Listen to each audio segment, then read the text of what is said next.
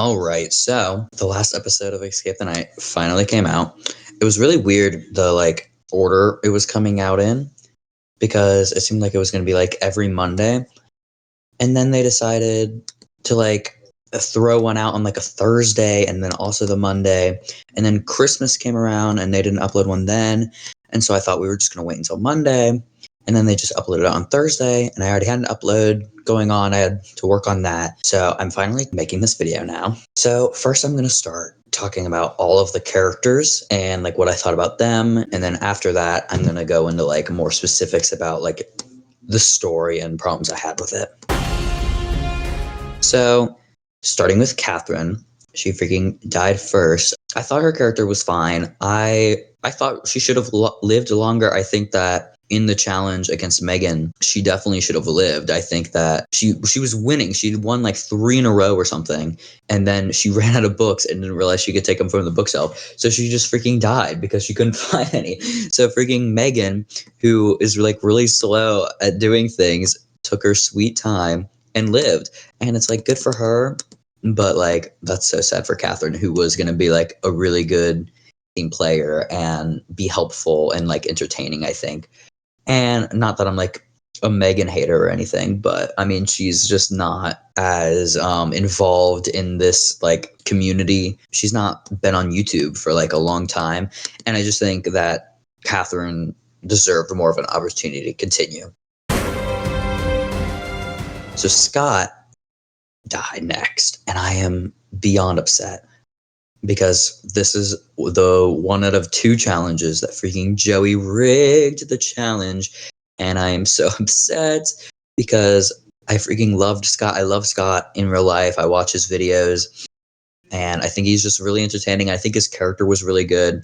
I think that him being a conspiracy theorist was really interesting. I think that a really good part of this specific season, if we call it that, is that these character roles were way better. The mystic and the conspiracy theorist and the religious leader really led to parts about their character, which I thought to be highlights. And so Scott being a conspiracy theorist was funny. I enjoyed that.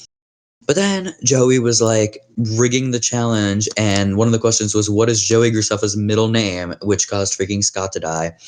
And obviously, if it wasn't rigged, Scott would have lived. It's just so stupid. And I don't know why everyone decided, okay, let's all vote for Joey, because that just means that whoever Joey votes for gets to die.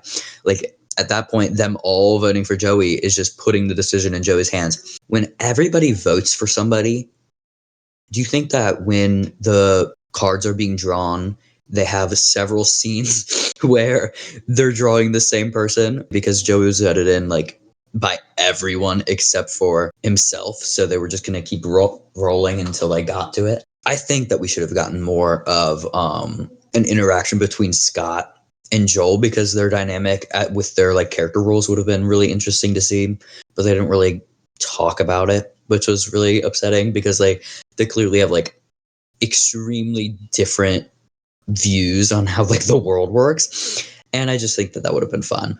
But I just could barely watch the episode that was happening because Joey rigged it, and I don't know, we can laugh it off. I feel like that's what happened in the comment section of that video, but it's I feel like it's a big problem for this show. It's it makes it seem less fair, and it just seems like opportunities are stolen from people, and I really think that Scott could have lived. I think he's obviously a really smart person, especially for stuff like this. So Fwhip, I don't really care about Fwhip. He was good. I don't really have anything special to say about him. You know what I mean? His role was a treasure hunter. That was boring. His death was one of all of the deaths were the same. He just fell. They all just fell to their deaths, except for Katherine, who just kind of sat in a room. It was kind of lame, actually. He had that thing going on with Bertha. I thought that was kind of interesting, but I don't know. I never really was oh yeah, I need Fwhip to win. He was there. He was there. Okay, so Shubble, I actually, when Shubble died, I was okay, another just person that a filler person that I'm not really too excited about died. And then Shubble came back, and I was like, oh, okay, that's kind of like an original way to bring a character back where they like didn't really die. She just like went off and we didn't really see her die. So for her to come back in this way rather than just doing another revival was pretty cool. I loved her. I freaking was like so excited about her character when it turns out that she freaking killed that monster with shears. Are you kidding me? That is the coolest thing any character in Escape the Night has ever done. That is so freaking cool.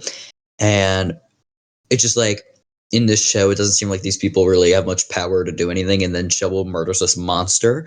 So that was very cool.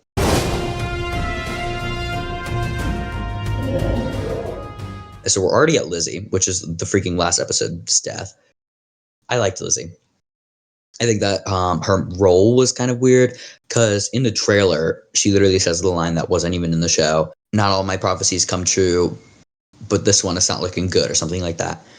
And then nothing even came of that. I really thought that was going to be like a plot relevant thing. I thought there would be a lot of like Lizzie relevancy where things that she is thinking of come true. And it could have been like, there's a balance between having the show be scripted and unscripted, which I hope and I think that the show is unscripted.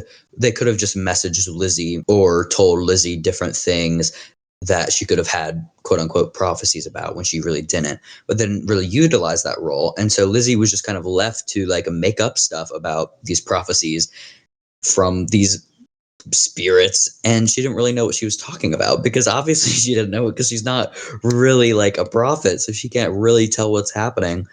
And so her role just kind of like was left feeling weak, where nothing that she said really had held any weight. Randomly, like halfway through the show, she just mentioned she had a bad hip. And then for the rest of it, she held on to that. I was like, oh yeah, I really have this bad hip. It's like, oh, don't be mad at me. I have a bad hip. And I kind of love that. It was really random, but like, I'm glad she did it. And then this is another freaking Joey rigged death. I think that Joey should not be allowed in challenges. I think that the original Skip the Night show handled that well, where I was never really mad with Joey being immortal because he was never like actively killing people in challenges. The only reason he was ever in challenges was if that challenge was then going to be a twist and then they had to choose another person to die. And so I just think that him actually being allowed in challenges now is stupid because he can't die. I think that if he was allowed in challenges and could die and have these people beat him, then that would be more fun. And I really do think that these people would have beat him. I do think that Lizzie would have beat him. I do think that Scott would have beat him. I think that Joey is not good at Minecraft. And Lizzie really surprised me. Like in that prediction video, I was like, Lizzie doesn't have a really good history of like this kind of stuff with like all of those hardcore type series that she's been in. She dies really quickly. And I just was really shocked that she lived so far, and she seemed like pretty useful, honestly. And so I liked her character. I thought she was fun. I don't know why she decided that she was old. That was kind of weird, but yeah, I liked Lizzie. Upset that she died. Womp womp. So then the survivor question mark? It was kind of weird. So starting with Meghan. She shouldn't have lived. I think I'm going to talk about them as if they lived. I'm going to get into that whole fiasco in a second because that was like a mess. I don't think Meghan should have lived. I think that out of everybody in this whole group, she's probably the worst at the game. And I don't have anything against her. She just like shouldn't have lived. I'm so sorry, Meghan. But I think that the reason I wasn't really getting attached to her is because I was expecting her to die pretty quickly and pretty early on. So I kept just like kind of like holding off for her to die and then just like move on with my life. So I never really like paid any attention to her, I think. It does look kind of suspicious that I gave all of them those drinks, and then all of a sudden all this random stuff keeps happening. But I can tell you now, it has nothing to do with me, darling. Quickly, I'll talk about Bertha, because Bertha was like an insane part of the show. I think that it's interesting to have like a side character be a part of the show, like be an actual cast member, but she was immortal. They just couldn't vote her in. It didn't seem like, I mean, nobody ever even brought it up. Nobody was like, oh, let's vote in Bertha, even though everyone thought that she was suspicious.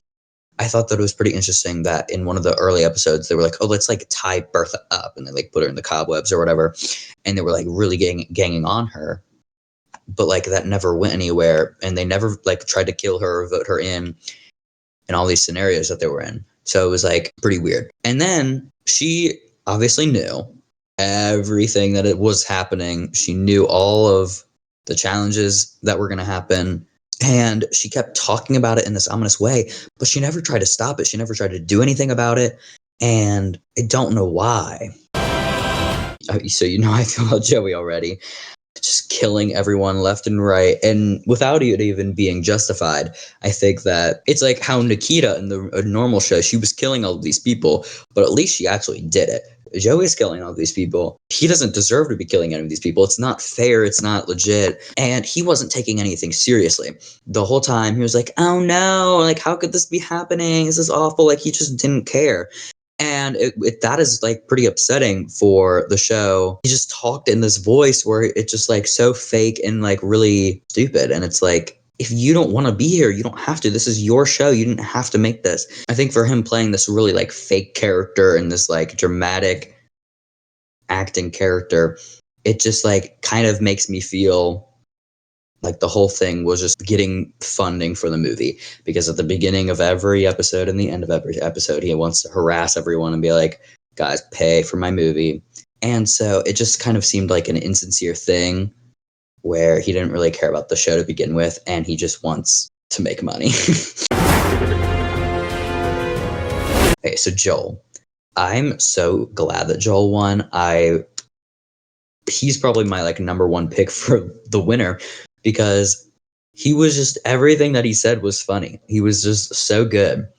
And his like religiousness was insane. It was like to an extreme level, and it was just so good. He walked into the room with the ghost and was like, are you Jesus? Like, that's so good. I love him. I think that he's the best character in the show.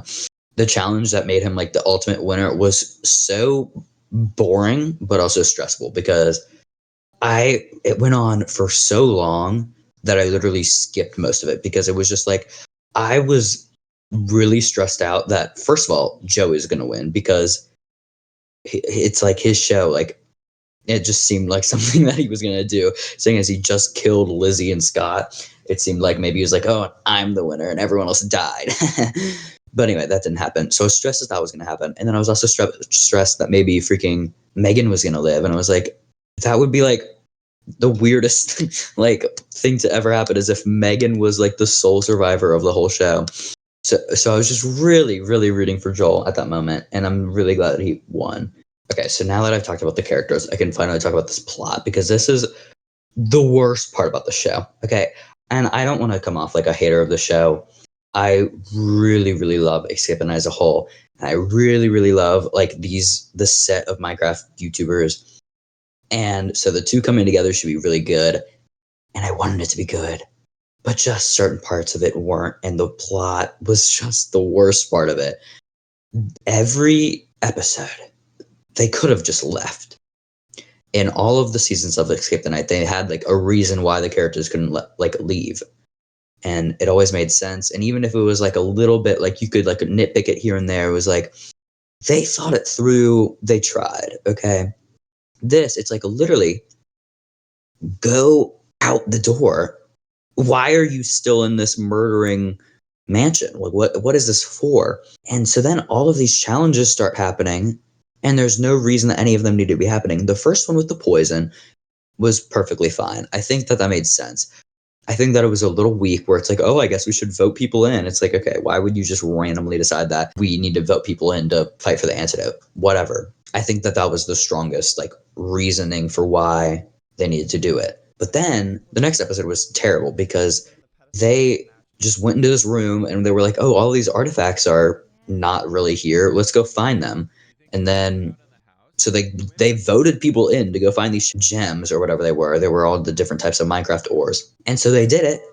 And then them putting the gems on the places open up the door. They didn't know that. Nobody ever said that putting all of the gems would open up the door. So why did they do it? We don't freaking know. And so then there was no reason why Shubble would have, quote unquote, died from that.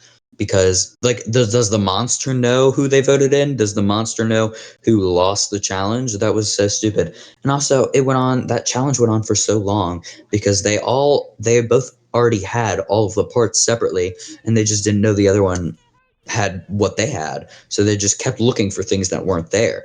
If they somehow knew that finding all the gems would open the door, they didn't need to do that. They could have just left through the normal door. So that was stupid. Then they're outside. And this is the next episode. They're outside and they're on that little beachy area. They were looking for these pearls. That was fine. They would do okay. Why? But why? What is the reason? What is the reason that we are finding these pearls and putting them in this giant hourglass? Is there a reason we're doing this, or are we just doing this for fun? I don't understand. That was so dumb. And then there's trees here. Everyone in the whole show just loves to bring up how they are in Minecraft and how they are playing Minecraft, which really breaks the illusion of it. So they're in Minecraft. So why can't they mine down a tree and make a boat and leave? I can't come up with an excuse for why you are staying here every episode when people are dying. Just go, turn around. Why are you still here? It's so stupid. This fish person comes out of the water and is like, "Hey, I have the last pearl, and you're gonna have to fight for it." What do you mean?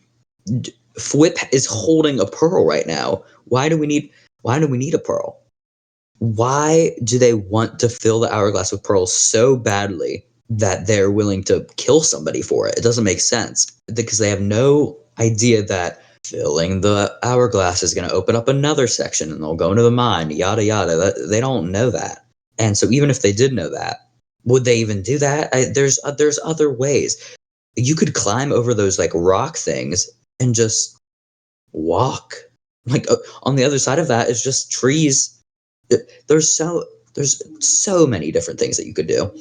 But no, let's go kill Scott so we can get a pearl, so that we can fill this hourglass, so that we can go into a mine. Like it just nothing makes sense. But then the next episode, they're in the mine, and then the frog starts talking to them and is like, "Hey, find me all of these things." So they do, and that was fine. That was like it was kind of fun.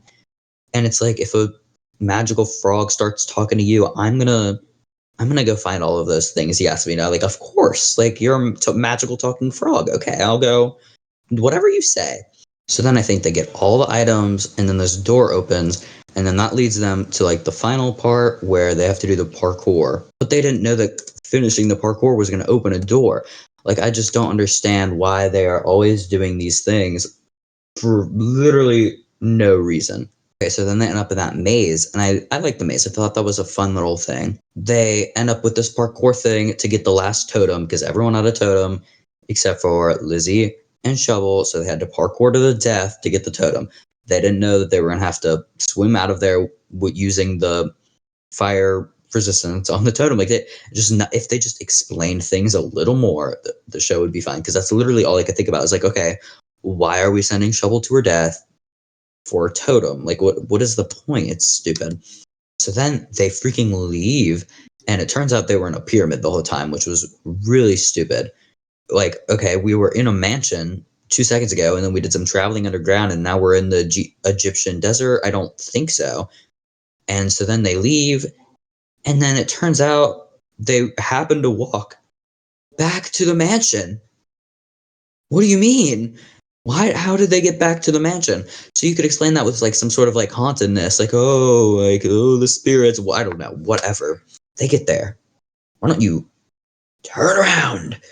Turn the other way. So they go up the elevator. They just escaped. They literally escaped the night. And now they're like, okay, let's go back into the mansion. And then started completing all these puzzles. They had no reason to complete the puzzles. They didn't think they were going to get a reward for completing the puzzles.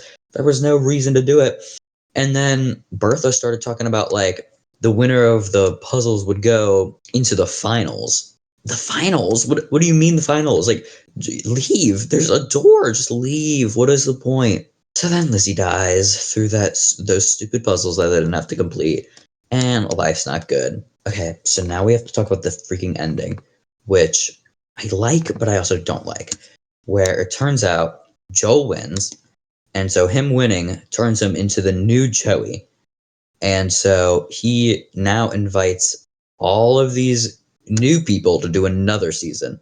And so Joey turns into the maid, Bertha stays the maid, and then Meghan becomes Shubble, the freaking gardener, which kind of was like random. I think they probably should have all been the maid.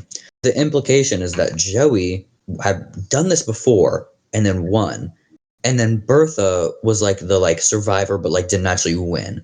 So they were both in it before. So then my question is, what happened before their version of Escape the Night with all these other people?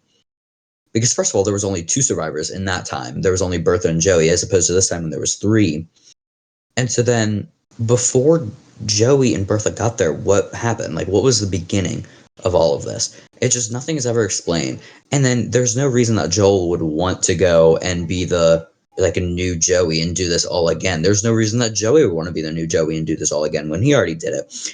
And there's no reason that Joey and Bertha wouldn't try to stop everything from happening. They're actively like leading into it, and Bertha is actively explaining the challenges and being like, yeah, this is what we have to do. We have to vote for people. It's like, no, we don't. There's no reason that any of this needs to happen. You could come up with the excuse that, oh, like it's like the evil of the house that's making everyone do this. The evil of the house is forcing Bertha and Joey and now Joel to act these ways. But that's lame. That is lame. That's a dumb plot, and they shouldn't do it again. There's like these random like 4 people that come into the mansion this time, and we don't need to see like their season. Okay, we'll be fine. A season 2 of this, the same situation, the same scenario would be kind of crazy. So I think that 6 episodes was a perfect amount of time for this. I'm glad that every episode had a death. I think that was like one of the better decisions made, even if it felt like a little rushed at certain times. I think that, first of all, we would have been having to wait 10 weeks if it had gone the way I'd expected it to, where they drag this small amount of people throughout 10 whole episodes, multiple episodes without a death. That's way too much. So I'm very happy that it was like a pretty short, condensed series. That was a really strong point of this. I love Escape the Night, and I want more Escape the Night in my life. And I actually tried to make an Escape the Night Minecraft before, but I couldn't find any people because the Escape the Night hadn't been on for 4 years. And then out of nowhere, Joe was like, hey, I'm actually making an Escape the Night Minecraft. And so now everyone is kind of like coming back to Escape the Night, and I feel like I just barely missed the mark. If you happen to be doing an Escape the Night Minecraft, let me know. I want to join. Pretty please. I'm fun, I think. Please. I won't overly criticize your show like I do to Joey. I'm nice. I'm a good boy. I'll be making more Escape the Night content in the future. Obviously, they funded their movie. They lowered the price. It was like 200,000 something, and now it's 100,000 something. So, and they did it. They achieved their goal. And so I will see you guys in a year when you come back for me crapping all over the movie. Okay, bye.